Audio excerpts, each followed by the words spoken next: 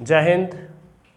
आज chapter number 2 reasoning श्रृंखला के अंतर्गत कैलेंडर चैप्टर का आपको अध्ययन कराया जा रहा है और इस चैप्टर के अध्ययन के अंतर्गत सबसे पहली वीडियो आप तक पहुंचाई जा रही है। ठीक है, तो कैलेंडर चैप्टर अधिकतर प्रतियोगी परीक्षाओं में पूछा जाता है।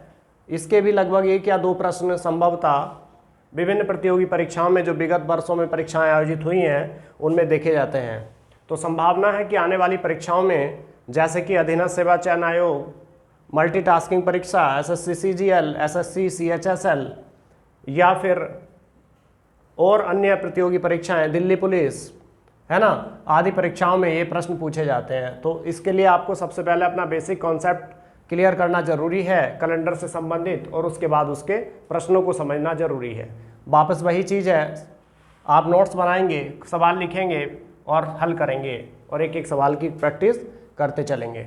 चलिए, सबसे पहली बात आती है कैलेंडर। कैलेंडर की परिभाषा क्या होती है भाई? कौन बताएगा आप में से कैलेंडर किसे कहते हैं? हाँ भाई, सोनी बताइए कैलेंडर की परिभाषा। कौन बताएगा? देखो, इसको शॉर्ट में हम क्या लिखे हैं कैलेंडर की परिभाषा? कैलेंडर क्या है? दिन एवं महीना। कैलेंडर क्या है? दिन, महीना एवं वर्ष के बीच संबंध दर्शाता है। 3 बातें याद रखना। कैलेंडर क्या है? दिन, महीना एवं वर्ष के बीच संबंध। किसके? कैलेंडर दिन, महीना एवं वर्ष के बीच क्या दर्शाता है? संबंध दर्शाता है। कोई दिक्कत नहीं है भैया। किसके बीच संबंध दर्शाता है? वर्ष के बीच। कैलेंडर दिन, महीना एवं वर्ष के बीच संबंध को प्रदर्शित करता है। ठीक है, अब सबसे बात आती है कि कैलेंडर जो है, कैलेंडर की शुरुआत जो है वो कब से देखने को मिलती है और किसके माध्यम से या किसके सानिध्य में इसकी शुरुआत देखने को मिलती है। तो आपको एक नाम याद रखना है, क्वेश्चन परीक्षा में पूछा जा चुका है, नोट करते चले कॉपी पे, ऐसे गर्दन हिलाने से कोई मतलब नहीं है। ठीक है, नोट्स बनाइए आप लोग भी। कैलेंडर जो है उसके बारे में पोप ग्रेगरी एक नाम है। क्या नाम है? Pope Gregory. ये नाम आप नोट कर लीजिएगा, पोप ग्रेगरी। पोप ग्रेगरी जिसने जीसस क्राइस्ट की जन्मतिथि 1 जनवरी 1 ईस्वी को निश्चित की थी। पोप ग्रेगरी ने जीसस क्राइस्ट, ईसा मसीह के बारे में तो जानते हो, ईसाई धर्म के बारे में जानते हो, ईसाई संप्रदाय के बारे में जानते हो। ठीक है, तो उनकी जन्मतिथि 1 ईस्वी, है ना, उनकी जन्मतिथि 1 ईस्वी यानी कि 1 जनवरी 1 निश्चित की थी। किसने? पोप ग्रेगरी ने। किसकी? जीसस क्राइस्ट की। क्लियर है? इतनी बात समझ में आ गई। और उसी दिन से कैलेंडर को प्रारंभ किया, यानी पोप ग्रेगरी ने उसी दिन से किसको प्रारंभ किया? कैलेंडर को प्रारंभ किया।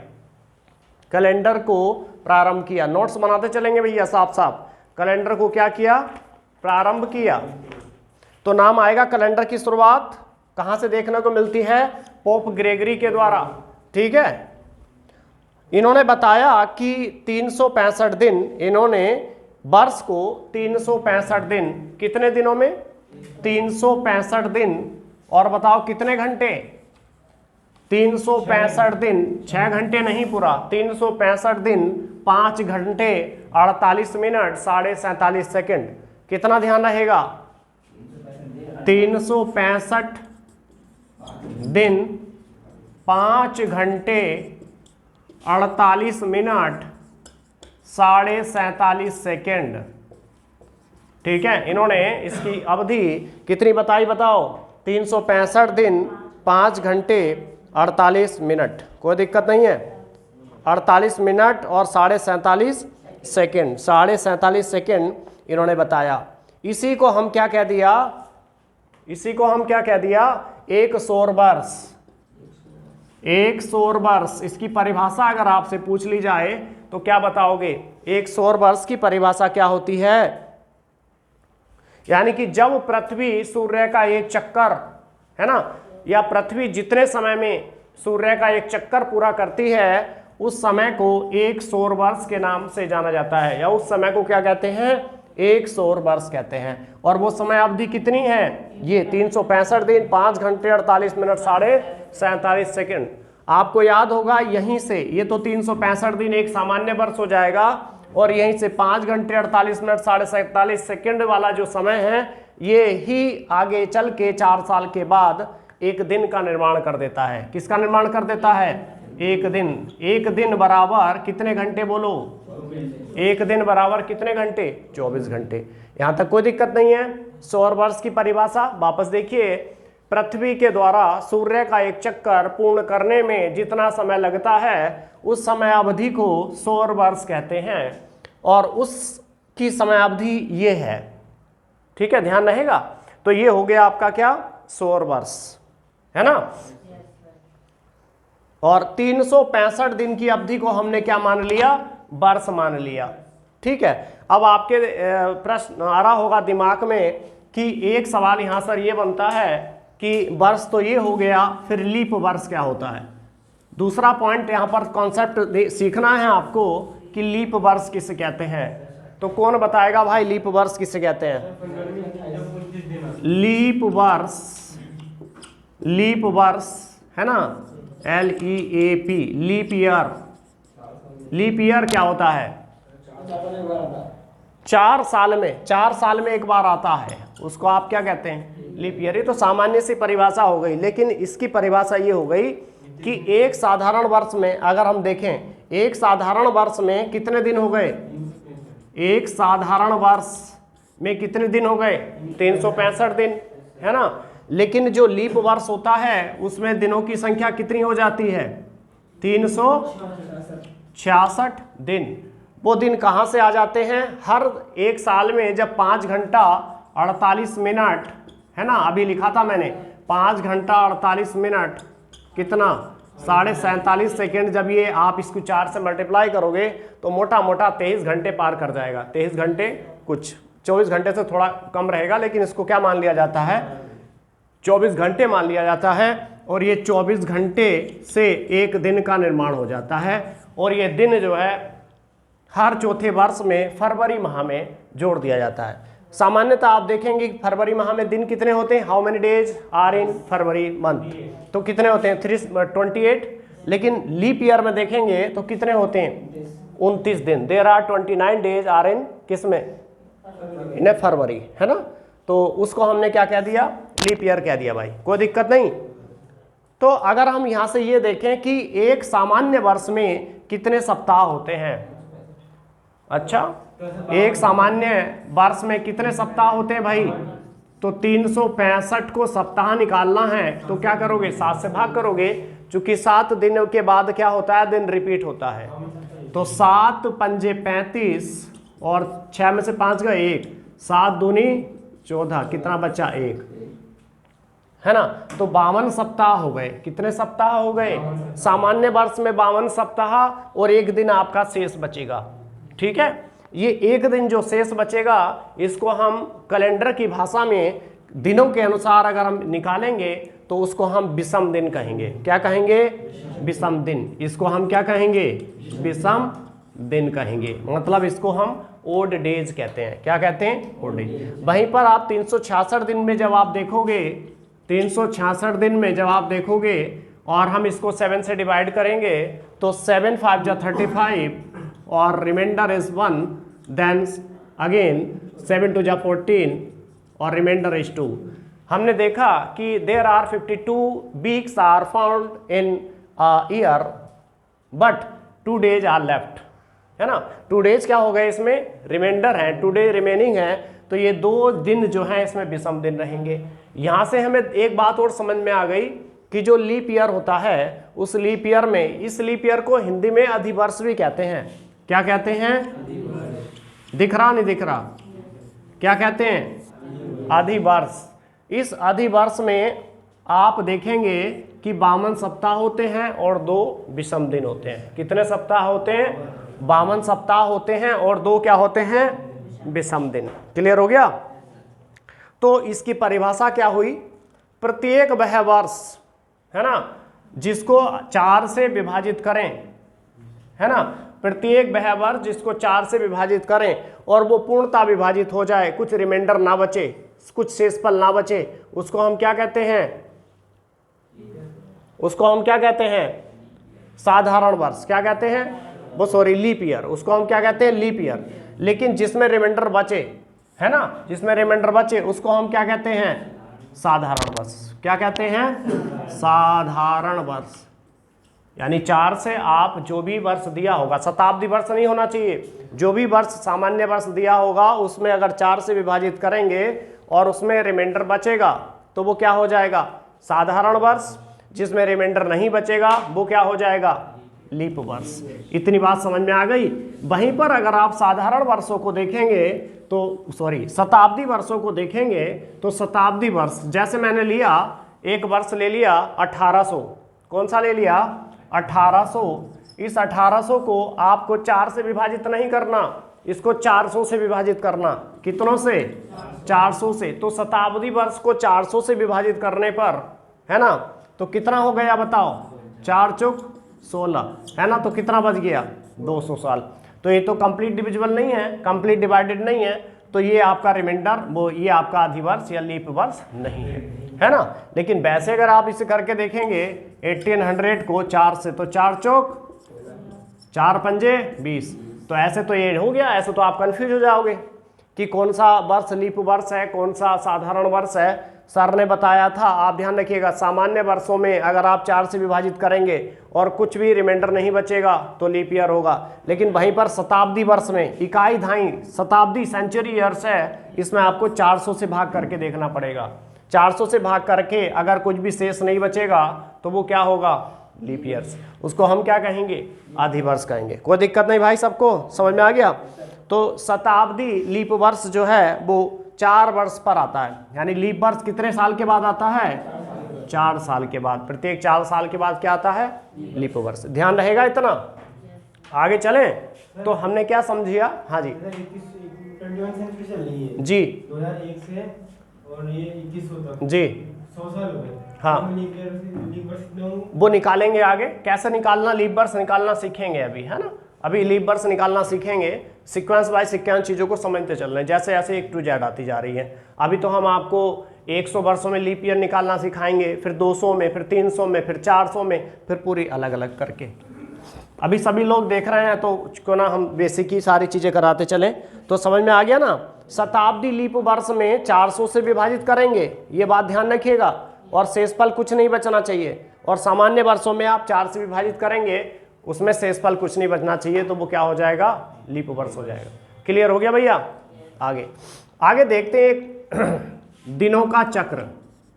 क्या देखते हैं? दिनों का चक्र। दिनों का चक्र कैसे होता है? Cycle of days. तो सबसे पहला दिन जो है, दिन किसे कहते हैं? सबसे पहले दिन की परिभाषा, एक दिन में 24 घंटे होते हैं, तो साधारण सा व्यक्ति जानता है, बच्चा भी जानता है ना। तो क्या कह दिया हमने? किसी भी सप्ताह के 7वें भाग को, क्या परिभाषा रहेगी? किसी भी सप्ताह के 7वें भाग को, 7वें भाग को, किसी भी सप्ताह के 7वें भाग को एक दिन कहते हैं। एक दिन कहते हैं। कोई दिक्कत नहीं भाई। ये आप जानते ही हो कि भैया दिन में कितने घंटे होते हैं? 24 घंटे। अब आती है कि एक सप्ताह, क्या आता है? एक सप्ताह। एक सप्ताह किसे कहते हैं? दिन समझ लिया, सप्ताह का 7वां हिस्सा दिन। अब सप्ताह किसे कहते हैं? वीक किसे कहते हैं? तो बताओ, वीक किसे कहते हैं, सप्ताह किसे कहते हैं? है ना, जिसमें 7 दिन होंगे, 7 दिनों का जो युग्म है उसको हमने क्या कह दिया? उसे हमने सप्ताह कह दिया। बोलो, उसे हमने क्या कह दिया? वीक कह दिया। कोई दिक्कत नहीं है। तो अब प्रश्न ये उठता है कि सप्ताह का सबसे पहला दिन कौन सा होता है? कौन बताएगा? सप्ताह का सबसे पहला दिन, which is the first day of the week, of a week, तो कौन सा हो गया बताओ? सोमवार, है ना, सोमवार। ये सप्ताह का पहला दिन सोमवार। मंगल, बुध, बृहस्पति, शुक्र, शनि, रवि। और रवि सप्ताह का आखिरी, मतलब कौन सा? 7वां दिन। कौन सा रहेगा? 7वां दिन। बोलते रहो साथ साथ में और नोट्स बनाते चलो, है ना। इसी तरह से ऑनलाइन वाले भी अपना देखते चलें, अपने नोट्स बनाते चलें, ठीक है। अभी सारी सुविधाएं आप लोगों को नहीं मिल सकती यार, थोड़ी सी सारी चीज़ें देखनी पड़ती हैं, ठीक है। चलिए, तो सब आपकी समझ में क्या आ गया? वापस एक बार रिकॉल कर ले। हमने आपको सबसे पहले क्या सिखाया? हमने आपको सबसे पहले कैलेंडर की परिभाषा सिखाई, ठीक है। 2 मिनट में देखिए रिकॉल। सबसे पहले कैलेंडर की परिभाषा। कैलेंडर क्या बताता है? दिन, महीना और वर्ष के बीच आपस में संबंधों को दर्शाता है, उसको हम क्या कहते हैं? कैलेंडर कहते हैं। कोई दिक्कत नहीं। कैलेंडर की शुरुआत यानी जीसस, कैलेंडर की शुरुआत पोप ग्रेगरी एक पादरी हैं, उन्होंने क्या बताया कि जीसस क्राइस्ट की जो तिथि है वो तिथि 1 जनवरी 1 ईस्वी को बताई, है ना। 1 AD को या 1 जनवरी को बताई। और वहीं से इन्होंने किसकी शुरुआत बताई है? वर्ष की शुरुआत बताई है। क्लियर है। फिर हमने दूसरा सीखा कि सौर दिवस किसे कहते हैं, सौर वर्ष किसे कहते हैं। तो सौर वर्ष क्या होता है? पृथ्वी घूम रही है, पृथ्वी 2 पोजीशन में, एक तो पृथ्वी अपने अक्ष पर घूम रही है ना, और पृथ्वी अपने अक्ष पर घूमते हुए सूर्य के चारों तरफ भी घूम रही है ना। तो उस स्थिति में जब पृथ्वी सूर्य के चारों तरफ जितने समय में एक चक्कर पूरा करती है, ठीक है, तो उसको हमने क्या कह दिया? सौर वर्ष कह दिया। तो वो समय कितना है? 365 दिन, 5 घंटे 48 मिनट 47 सेकेंड है। फिर आपने सीख लिया साधारण वर्ष।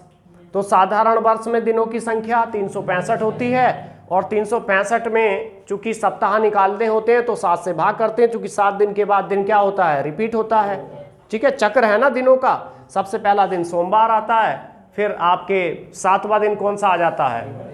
रविवार, और फिर पहले नंबर पे फिर सोमवार। इस तरह से चलता रहता है। तो 7 से जब विभाजित करेंगे तो 365 को तो कितने सप्ताह आएंगे? 52 सप्ताह। शेष कितना बचेगा? 1, और जो 1 बचेगा वो विषम दिन हो जाएगा। इसी तरह से आपने सीख लिया आधी वर्ष, जिसको इंग्लिश में लीप ईयर कहते हैं। लीप ईयर में सीखा कि दिनों की संख्या 366। वो दिनों की संख्या 366 क्यों होती है? वो 5 घंटे 48 मिनट, है ना, और कितने? 5 घंटे 48 मिनट 47 सेकेंड को अगर 4 से आप मल्टीप्लाई करोगे तो मोटा मोटा 24 घंटे मान लिया जाएगा। और वो 24 घंटे जो हैं किस में? फरवरी में जोड़ दिए जाएंगे। ऐसा 4 की मल्टीप्लाई करके होगा ना, तो 29 जोड़ दिए जाएंगे। 29वां दिन जो है किस में जोड़ दिया जाएगा? बोल क्यों नहीं रहे? 29वां दिन किस में जोड़ दिया जाएगा? फरवरी में जोड़ दिया जाएगा। इसको हमने क्या जान लिया? लीप वर्ष जान लिया या आधी वर्ष जान लिया। अगला पॉइंट आपका आया, अगर आपने क्या सीखा था? दिन। तो दिन की परिभाषा क्या हो गई? सप्ताह का 7वां भाग। दिन की परिभाषा आपसे कोई पूछे तो सप्ताह का 7वां भाग जो है उसे हम क्या कहते हैं? दिन कहते हैं। कोई दिक्कत नहीं। उसके बाद आता सप्ताह। सप्ताह किसे कहते हैं? तो 7 दिनों के समूह, 7 दिनों का जो समूह है उसको क्या कह दिया आपने? सप्ताह कह दिया। उसके बाद आपने दिनों का चक्र देख लिया। सबसे पहले कौन सा दिन आता है? सोमवार, फिर मंगलवार, फिर बुधवार, फिर बृहस्पतिवार, शुक्रवार, शनिवार, और क्या कहते हैं? रविवार। ठीक है, समझ में आ गई बात? ठीक। उसके बाद आगे बात करेंगे विषम दिन कैसे ज्ञात करते हैं, है ना। क्या सीखेंगे आप? विषम दिन ज्ञात करना। विषम दिन आपको तो आता होगा भाई। विषम दिन बताओ किसे आता है विषम दिन निकालना? अभी थोड़ी सी चीजें सिखाई भी गई हैं विषम दिन ज्ञात करना। तो विषम दिन ज्ञात करने के लिए क्या करोगे? जो भी दिन दे रखे हैं वो 7 से डिवाइड। हाँ, दिनों का एक साप्ताहिक पूर्ण होता है, उस दिन को आप 7 से विभाजित करेंगे और उसमें जो शेषफल बचेगा उसको क्या कहेंगे? विषम दिन कहेंगे। जैसे आप कुछ भी ले लो, जैसे अगर हमने ये कहा 8 दिन ले लिए, कितने दिन ले लिए? 8 दिन। 8 दिन में कितने विषम दिन होंगे? तो 7 से भाग करेंगे तो यहाँ पर कितना गया? 1। तो ये कितना आ गया? 1। रिमाइंडर कितना है? ये जितना रिमाइंडर आएगा वही क्या हो जाएगा? विषम दिन। ठीक है। अब बताइए 8 दिन में हो गए 1 विषम दिन। ठीक। 1 दिन में कितने विषम दिन होंगे?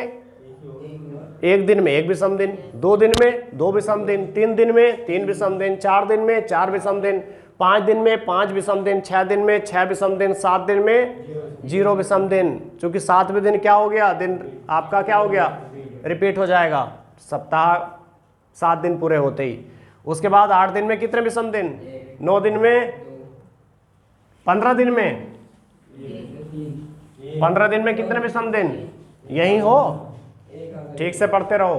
15 दिन में कितने विषम दिन, एक दिन, एक विषम दिन। 20 दिन में कितने विषम दिन, 20 दिन में कितने विषम दिन बताओ, 7 दूनी 14, दिन कितने बचे, 6। ठीक है, कोई दिक्कत नहीं भाई। 30 दिन में कितने विषम दिन, 30 दिन में कितने विषम दिन, 2 विषम दिन। आगे बताइए, 365 में कितने विषम दिन, 365 में, 366 में कितने विषम दिन, अच्छा 366, कंसंट्रेट रहो बिल्कुल। 366 में कितने विषम दिन, 366 को 7 से भाग करो, बताओ रिमाइंडर कितना आया। 366 को 7 से भाग करो, बताओ रिमाइंडर कितना आया, तो कितना आया, 2। समझ में आ रहा है बात, समझ में। आपको एक चीज यहां से समझ में आ गई होगी कि विषम दिनों की संख्या 6 से ज्यादा नहीं हो सकती। एक नोट डालिए और लिखिए, विषम दिनों की संख्या 6 से ज्यादा नहीं हो सकती, 6 दिनों से ज्यादा या 6 से ज्यादा नहीं हो सकती, ज्यादा नहीं हो सकती।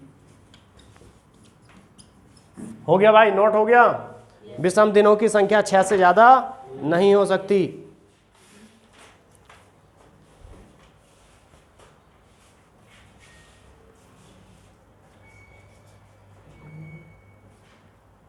ठीक है भैया।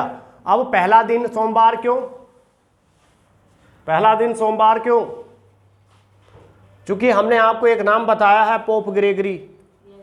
ठीक, उन्होंने ईसा मसीह का बेस लिया है, जीसस क्राइस्ट को आधार माना है। जीसस क्राइस्ट का जो उन्होंने वर्ष माना है, शुरुआत मानी है, वो क्या मानी है, सोमवार से मानी है। कब से मानी है बताओ, सोमवार से। तो क्या ध्यान रखना आपको, यानी कि जीसस क्राइस्ट की जन्म तिथि पोप ग्रेगरी ने 1 जनवरी सन 1 को माना है। कब से, 1 जनवरी सन 1। और उन्होंने बताया कि 1 जनवरी सन 1 को सोमवार है। क्या बताया, 1 जनवरी सन 1 को सोमवार बताया। तभी से दिन क्या हो गया, पहला दिन क्या हो गया, सोमवार हो गया। कोई दिक्कत नहीं। तो ये आधार हो गया। ईसा मसीह के जन्म से पहले का जो समय है वो किस में जा रहा, आप देखिएगा। जन्म का थोड़ा सा इसका समझ लेते हैं। ये ईसा मसीह का जन्म यहाँ पर किसको बताया गया, 1 AD को बताया गया है। AD का मतलब होता है एनो डोमिनी, ईसवी कहते हैं इसको, ईसवी सन। क्या कहते हैं, ईसवी सन। क्लियर है। इससे पहले का यहाँ पर आपका ये 0 हो गया, 0 से 1 का। इससे पहले का जो समय है उस समय को आप BCE कहते हैं, बिफोर कॉमन एरा। क्या कहते हैं इसे, बिफोर कॉमन एरा। याद रहेगा। उसके बाद वाले समय को, इसके ये वाले समय को आप क्या कहते हैं, AD कहते हैं। यहाँ से इसके बाद वाले समय को कोई दिक्कत नहीं है। यानी कि अगर आप एक तरह से ऐसे समझ लें कि ये शून्य वर्ष है, इस शून्य वर्ष का जो पहला समय है उसको आपने BCE कहेंगे, बिफोर कॉमन एरा। और इसके बाद वाले समय को आप क्या कहेंगे, AD कहेंगे, है ना, एनो डोमिनी एरा। क्या कहेंगे, एनो डोमिनी एरा। कोई दिक्कत नहीं है इसमें।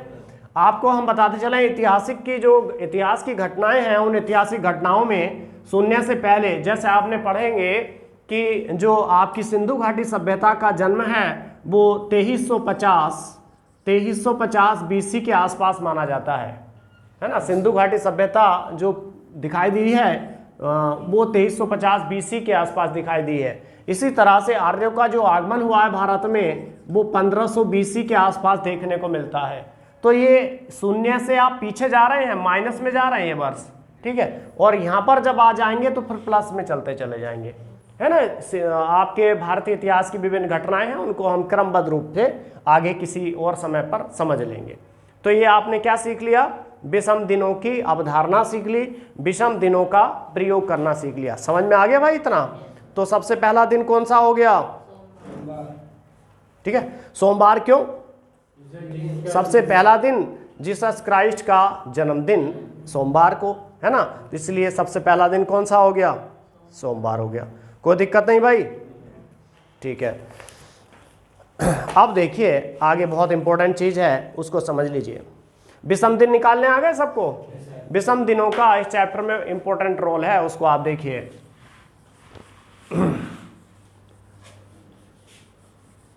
चलिए प्रश्न नंबर 1 लिखिए। प्रश्न नंबर 1,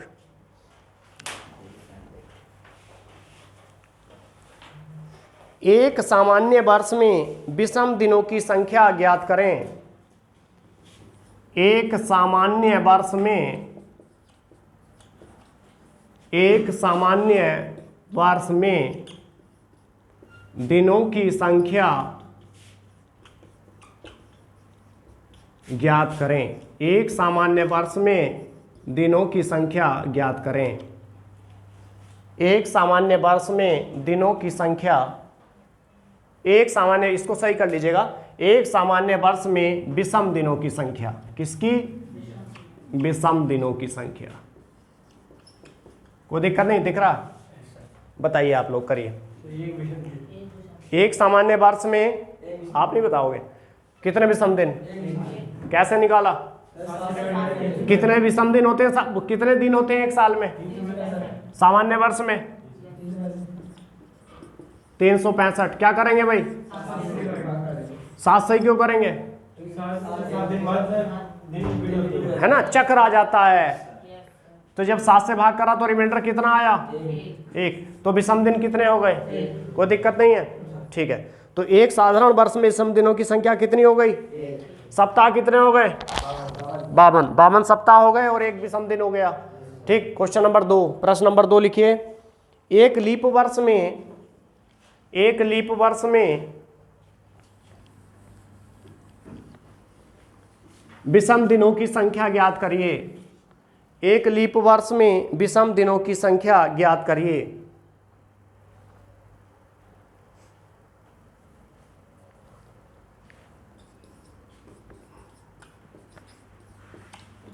एक लीप वर्ष में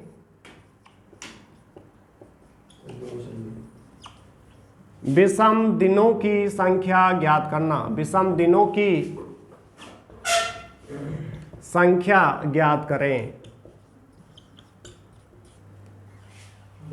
बताओ भाई कितने दिन होते हैं लीप वर्ष में? 366। क्यों होते हैं? कारण पता लग गया? सब समझ में है? क्या करेंगे? 7 से भाग, कितना विषम दिन आएगा? 7 पंजे, रिमाइंडर कितना है? 7 दूनी शेषफल 2। तो ये विषम दिन कितने आ गए? 2। समझ में आ गया यहां तक? प्रश्न नंबर 3, 100 वर्षों में, 100 वर्षों में विषम दिनों की संख्या ज्ञात करें।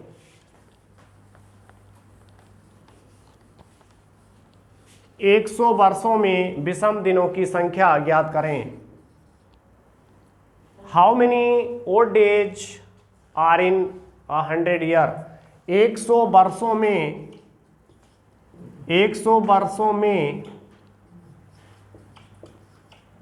विषम दिनों की संख्या, दिनों की संख्या बताइए, बताओ।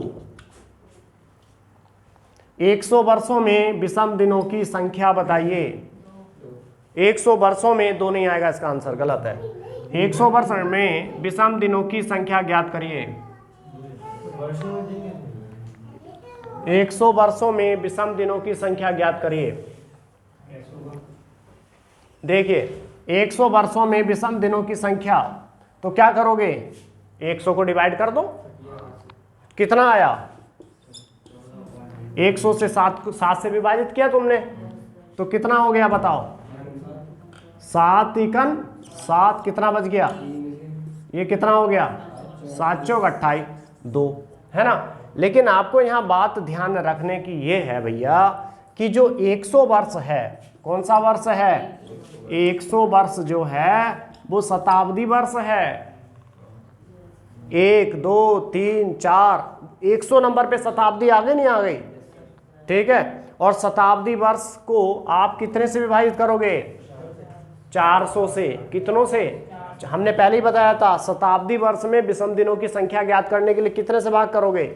400 से भाग करोगे। ठीक, अब देखिए इसका कॉन्सेप्ट क्या है, कैसे निकालेंगे।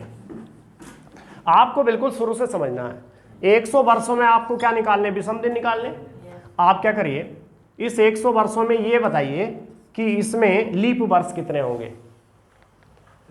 हर 4 साल के बाद लीप ईयर होता है ना, तो 100 में कितने हो गए? 4 से भाग करो, 100 को 4 से भाग करो तो कितना होगा? 4 दूनी 8, 4 पंजे 20। तो कितने होने चाहिए भैया? 25 इसमें क्या होने चाहिए? लीप वर्ष। लेकिन ऐसा है नहीं, 25 लीप वर्ष इसमें नहीं होने वाले, क्योंकि जो 100वां वर्ष आएगा वो लीप वर्ष नहीं है।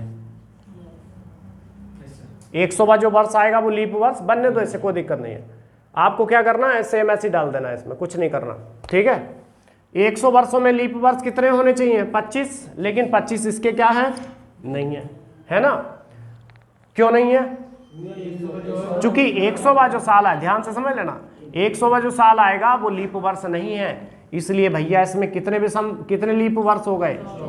जब 24 लीप वर्ष हो गए और कुल वर्ष कितने? 100 और 24 हो गए आपके लीप वर्ष, तो साधारण वर्ष कितने बच गए बताओ? बोल क्यों नहीं रहे सब लोग? 76। साधारण वर्ष कितने? लीप वर्ष कितने? 24। कोई दिक्कत नहीं है। अब ये 24 साल है तो 24 जब आपको हमने बताया था कि एक लीप वर्ष में कितने विषम दिन होते हैं? 2। तो 24 में कितने विषम दिन हो जाएंगे? 24 लीप वर्ष में कितने विषम दिन? 48। अब 6 से ज्यादा विषम दिन होते नहीं है, तो यहाँ 7 से भाग करोगे नहीं करोगे? तो 7 छंग 42, तो यहाँ कितना बचा? 2। कितना बचा? 7 छंग 42, कितना बचा? 6। ये क्या होगा? 6 विषम दिन। इधर देखिए, यहाँ कितने साल हैं? 76। एक साधारण वर्ष में कितने विषम दिन होते हैं? तो 76 में कितने? अब 76 तो हो नहीं सकते, क्या करोगे? क्यों करोगे? ठीक, 7 × 7 है ना, ये 70। कितने बच गए? 6। समझ में आ रही बात? 6 विषम दिन ये और 6 विषम दिन ये, बताओ कितने हो गए? 12 नहीं हो सकते, 12 विषम दिन हो सकते। फिर 7 से भाग करो तो कितने आ गए? 5 विषम दिन। क्या प्रश्न समझ में आया आपकी? 100 वर्षों में विषम दिनों की संख्या कितनी आ गई? 5। निकालना सीख गए सब लोग? ये विषम दिनों का कॉन्सेप्ट बहुत इंपॉर्टेंट है, यहीं से सारा कैलेंडर, अगर आपने ये कॉन्सेप्ट सीख लिया तो सारा कैलेंडर आपकी मुट्ठी में आ चुका है। ठीक है, हाँ भैया। एक लीप वर्ष में 1-2 विषम दिन होते हैं, तो 24 में कितने होंगे? 48। ठीक है, ये 6 समझ में आ गया और बाकी ये चीजें समझ गए। आगे देखिए, हटा दो इसे, नोट्स बहुत जरूरी है, नोट्स बनाते चलो।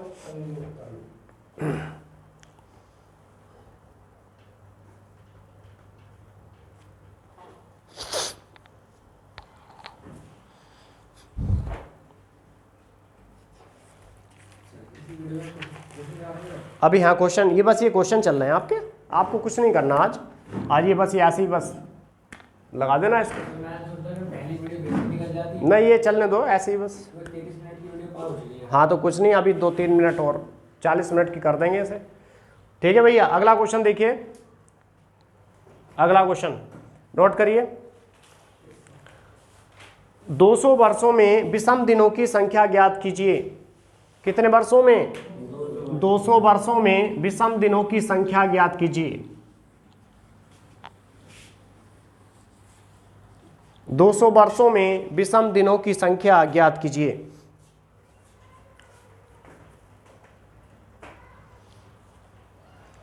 दो सौ वर्षों में विषम दिनों की संख्या ज्ञात कीजिए।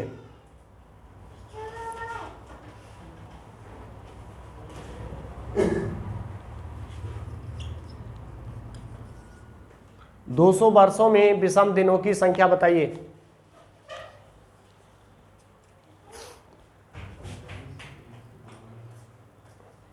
अरे सीधे देखो इधर, जब 100 वर्षों में विषम दिन कितने आए? अच्छा विषम दिन हाँ, 100 वर्षों में विषम दिन कितने आए थे? 5। तो 200 वर्षों में कितने आएंगे नहीं पता? 10। और 10 विषम दिन हो नहीं सकते, तो फिर 7 से भाग करो तो कितने आ गए? 3 विषम दिन। तो 200 वर्षों में कितने विषम दिन हो गए? किसकी समझ में नहीं आया? इसमें पूरा करने की क्या जरूरत है? रुक जाओ, अभी रुक जाओ। ये समझ में आ गया? 200 वर्षों में विषम दिनों की संख्या। अगला प्रश्न लिखिए, 300 वर्षों में विषम दिनों की संख्या ज्ञात करें। 300 वर्षों में विषम दिनों की संख्या। नहीं भाई, 300 वर्षों में विषम दिनों की संख्या ज्ञात करना।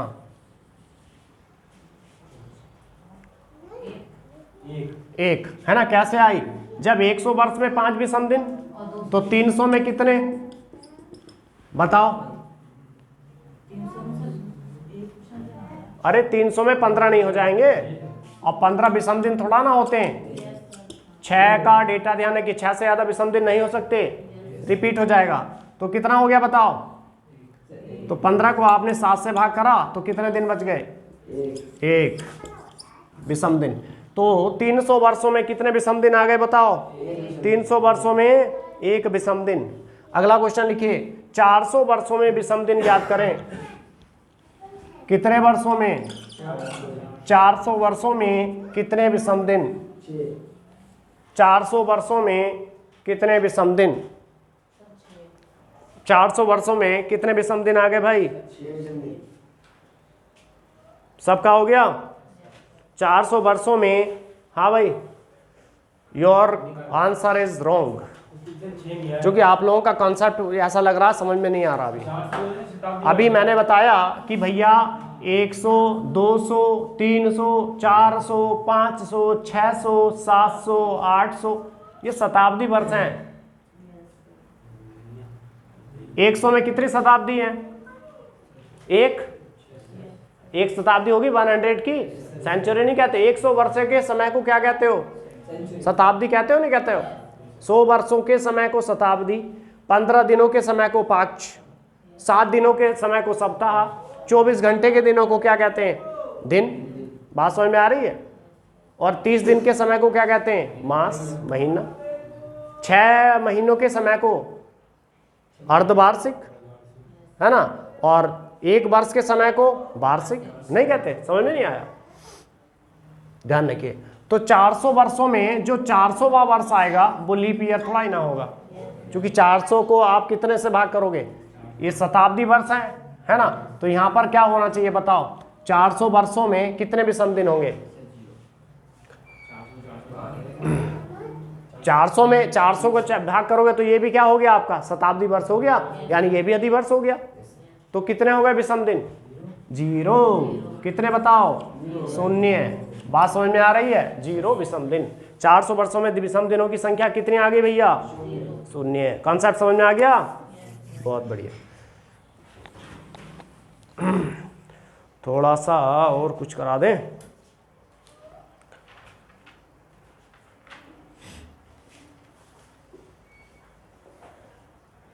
तो अगर किसी महीने में 31 दिन आ जाए तो उसमें कितने विषम दिन होंगे? 4 से भाग करेंगे, वो सॉरी 7 से भाग करेंगे तो 3 विषम दिन। किसी महीने में 30 दिन आ जाए तो कितने विषम दिन होंगे? 2 विषम दिन। ये विषम दिन निकालना आ गया आप लोगों को? ठीक है सर। 100 वर्षों में 24 वो लीप ईयर जी। 400 वर्षों में कितने लीप ईयर हो जाएंगे? 400 में कितने हो जाएंगे? 100 हो जाएंगे, क्योंकि 400 का नंबर भी 100 क्यों हो जाएंगे? नहीं होंगे 100, क्योंकि 100 नहीं होंगे, 97 होंगे। कितने होंगे? 97 होंगे, है ना? क्यों? एक तो 100वां नहीं होगा, 100 नंबर पे आएगा वो लीप ईयर नहीं होगा, 200 नंबर पे आएगा वो भी नहीं होगा, 300वां वर्ष आएगा वो भी लीप ईयर नहीं होगा, और 400वां होगा। जब ये बताओ 400 वर्षों में आप कितने से भाग करोगे? 4 से, तो 100 लीप ईयर होने चाहिए। लेकिन ये साल तो है ही नहीं लीप ईयर। 100वां नहीं होगा, 200वां नहीं होगा, 300वां नहीं होगा। 25 में से कितने घटा दो? 100 में से ये 3 घटा दो तो कितने लीप ईयर हो जाएंगे? 97। एक प्रश्न आ चुका है कि बताइए 400 वर्षों में फरवरी कितनी बार आएगी? 400 वर्षों में फरवरी 29 दिन की कितनी बार आएगी? तो 97 बार। बोलते नहीं हो तुम, है ना? कितनी बार आएगी? 97 बार आएगी। वीडियो का तो देखोगे ही, यहाँ भी देख लो भैया, पढ़ लो। कितनी बार आएगी? 97 बार। याद रहेगा ना? चलो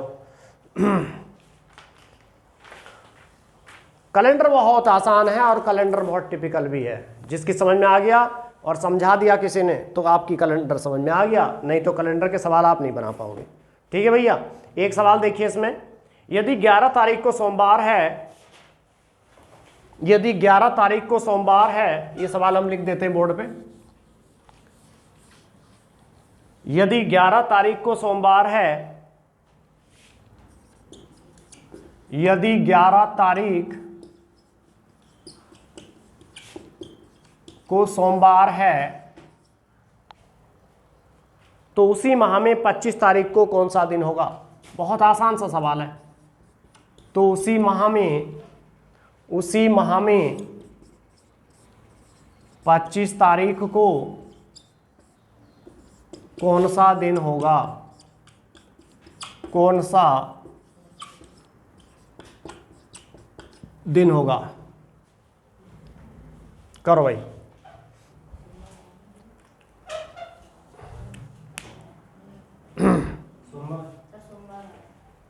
क्या आया? आगे सबकी समझ में?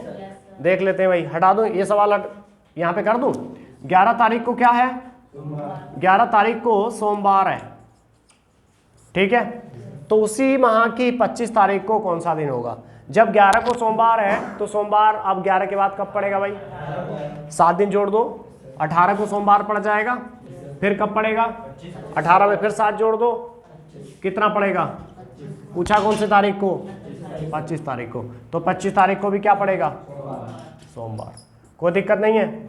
आगे जो प्रश्न रहेंगे वो अगली वीडियो में रहेंगे, ठीक है। ध्यान से चीज़ों को समझते रहिए। चैप्टर 2 शुरू हो चुका है, नोट्स बनाइए।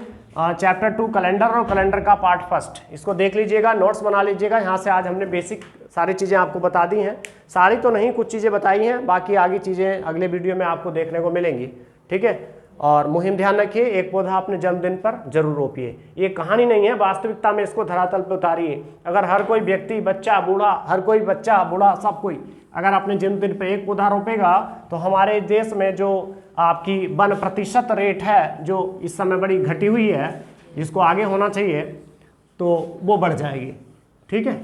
Thank you very much.